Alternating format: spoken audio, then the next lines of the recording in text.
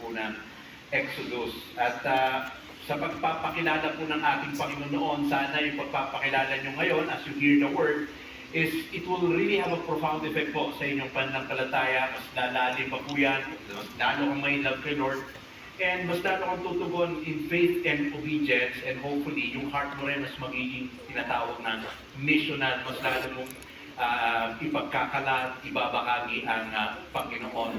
Because really one of the revelations or the overarching revelation of God is that we have a God that is no other. Napaka-importante na sinasabi kahit noon ng Panginoon na wala akong katulad. We started out by saying that God is the great I am. You know, He will be whoever He needs to be in whatever situation for those who are His people.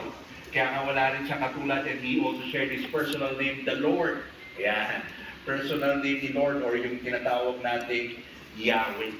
And sa pagpapakilala niya, dinemonstrate niya ang kanyang power over the gods of Egypt. At last week rin, natutunan natin na even sa mga i-reveal ni Lord ng mga Diyos-Diyosan ng ating puso, ay wala yang sinabi at kakainin ang buhay ng Panginoon. Meaning to say that, you know, if you have to allow yourself na patuloy ni Lord linisin ang iyong puso, natanggalin yung mga Diyos-Diyosan. At ayun din ang ginawa niya sa Egypt, na pinakita niya yung kanyang power. We have to remember that Egypt is a god of multiple gods during that time.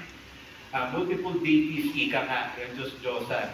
Pero pinapakita ni God na kahit ang dami pang mga gods dyan, in fact, we say it's no. At patuloy natin na makikilala ang Panginoon, at ayun din ang layunin natin ngayong hapon, na personally, magkakaroon pa rin kayo ng personal revelation ni God of who He is. Because the way you would live your life will be profoundly affected by the way you get to know God.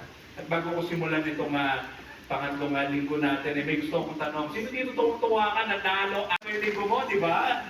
Oo, no? Yan, no? So, napakasaya natin kahit isa nanalo tayo, di ba, sa FIBA. So, at dahil doon, no, ito yung pangkungan ko as I open the preaching. No? Sabihin natin, naling gilas at naligaw dito sa Novaliches kapatid, si Jordan Clarkson. Yan si Jordan Clarkson. Di ba? Si Jordan Clarkson naligaw. At nagtatanong sa'yo ngayon, no? Hey buddy, where is the best tasting chicken here? Yan, no? Siyempre ikaw, Pilipino ka, mahilig ka sa manok, di ba? Anong sasabihin mo kay Jordan Clarkson? Saan mo siya papakainin at bakit? Kaya ngayon mag-iikot ako, no? Madaling tanong lang yan, kapatid. Hindi mo kailangan mag-email pang-biblical chicken. Makikita natin, mga kapatid, na natin katangian ng Panginoon, pero at the same time, yung action niya, showing that He's really the God who is this. I'll tell you the story, and we will go and find some key verses afterwards. Let's all bow our heads to pray. Panginoon, we dedicate this time to you, at dalangin namin, Panginoon, na makilala namin ng personal ang Panginoon, ang Diyos, ayon sa mga himala, through the salot na ginawa niya po sa Exodus. We hear your word. Thank you, Lord, in Jesus' name.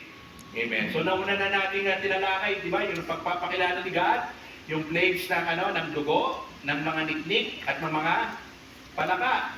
So tuloy natin, no? So early in the morning, bumaba ulit si Pharaoh sa River Nile, at nandun si Aaron at si Moses. At sinabi nila kung ano yung susunod na plano ni God. Ang susunod na plano nila, napakadaming langaw. Langaw at bangaw na iikot at magbabas around sa mga Egyptians, pero may exceptions. Pero sabi ni Moses, pero sa araw na yon, ililigtas ko ang Goshen kung saan nakatira ang bayan ko. Hindi magkakaroon ng mga langaw doon. Gagawin ko to para malaman ng hari na akong si Lord ang nangingibabaw sa Egypt. Again, the God is this thing, but this time ang action niya, papadala siya ng mga langaw, pero ito nga yung difference sa mga previous plagues, no? Ililigtas niya ang Goshen, kung saan nakatira ang mga Hebrews, no? At sabi niya dito, gagawa ako ng himala bukas at makikita nila ang pagkakaiba ng bayan ko sa bayan ng mga Egyptians. So there is a separation and division. At ayun na nga mga kapatid, dumalaw na ang mga bangaw, ang mga langaw. Imagine niyo, hirap na hirap si Pipoy. No, ang daming mga kumakagat, ang daming gumagalaw. Nakapunta na ba kayo sa palengke, napakadaming langaw?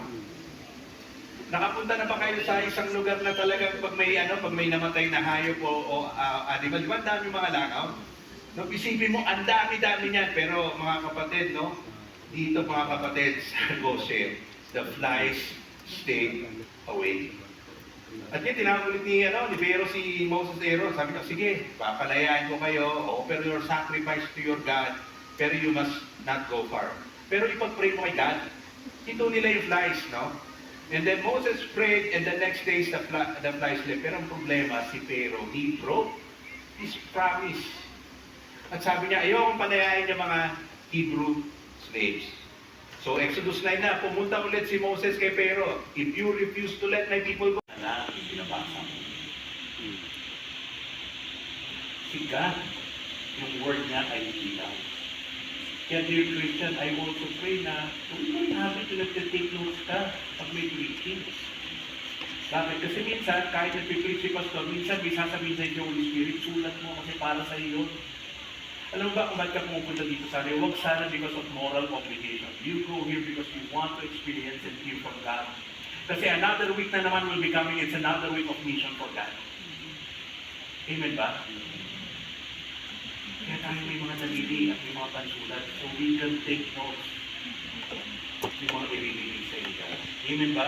Let me encourage you, no? Next time we attend a Sunday service or whatever it may be, kahit bring a small paper and write down what God is doing. Or kung may cellphone ka, buksan mo yung cellphone, no? Punta ka sa BDS, yun. Punta ka dun sa notes and take notes. Alam mo, one thing I did when I was not yet a pastor or when I sit down, Lord, reveal to me, no? Alam ko, nag-reveal sa kaibigan ko, pastor. Pero kung may gusto kong i-reveal sa akin, i-reveal mo. Kasi si Lord, pag may i-reveal siya ni Lord, ibig sabihin, kailangan mo yun sa buhay mo. Amen? Aanhin mo ang pagpunta mo sa church pag hindi ka naman nakakatanggap kay Lord.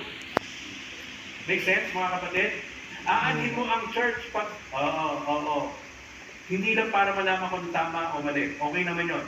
Pero don't miss out on having that encounter with God. I want you to be in faith that when you go to church, Lord, I want to have an encounter with you. And when you are expecting an encounter with God, ibig sabihin, hinahanda mo yung sarili mo na, Lord, makakatanggap ako at magsusulat ako. Kasi tayo mga tao makakalimutin tayo.